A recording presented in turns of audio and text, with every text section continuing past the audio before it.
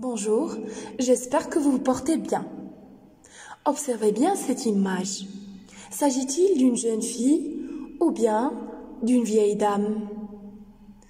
Certains parmi vous vont me dire qu'il s'agit d'une jeune fille, tandis que d'autres vont me dire qu'il s'agit d'une vieille dame. Et donc, qui a raison?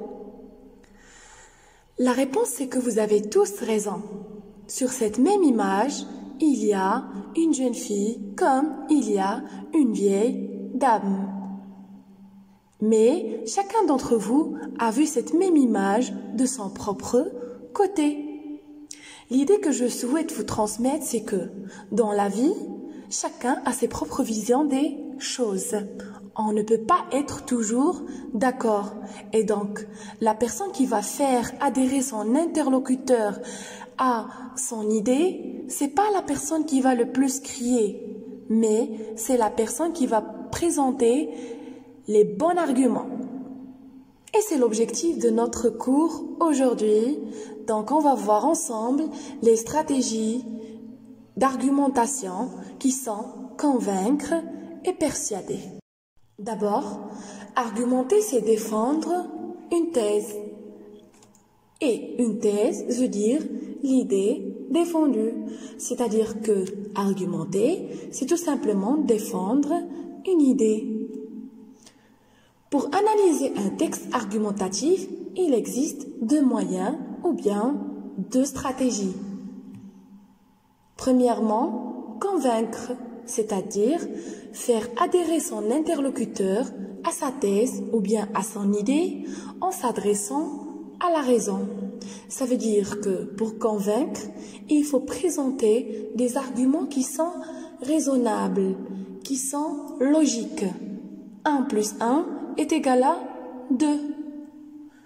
Comment? Par soit des exemples ou bien des explications en utilisant des connecteurs logiques comme en effet, c'est-à-dire, cependant, etc.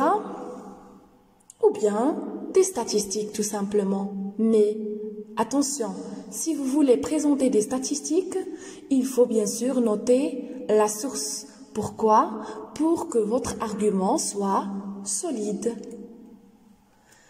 Par exemple, il y a tes empreintes dans la maison. Donc, cela prouve que c'est toi le voleur. Les empreintes, ça veut dire des traces de doigts. Donc, puisqu'ils ont trouvé les traces de doigts d'une personne, ça veut dire que c'est elle qui a été le voleur dans cet exemple. Ne fume pas, car les savants ont prouvé que le tabac tue. Donc ça également, c'est un argument logique. Deuxième stratégie ou bien deuxième moyen pour bien sûr analyser un texte argumentatif, c'est persuader. C'est-à-dire faire adhérer son interlocuteur à sa thèse ou bien à son idée avec des arguments irrationnels. Ça veut dire tout simplement, ce ne sont pas des arguments qui font appel à la logique comme dans le cas de convaincre. Ce sont des arguments qui font appel aux émotions, aux sentiments.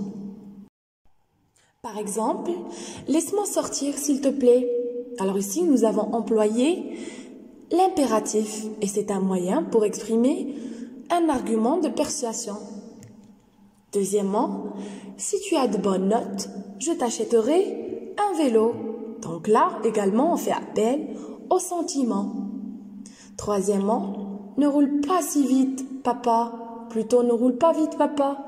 Nous avons peur que tu aies un accident.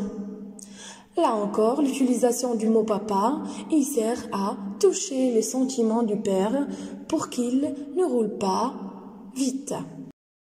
En gros, si tu veux faire adhérer ton interlocuteur à tes idées, si tu veux que ta famille, tes amis, tes professeurs, etc.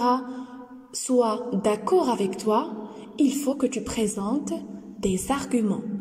Et donc, argumenter veut dire défendre une thèse ou encore défendre une idée.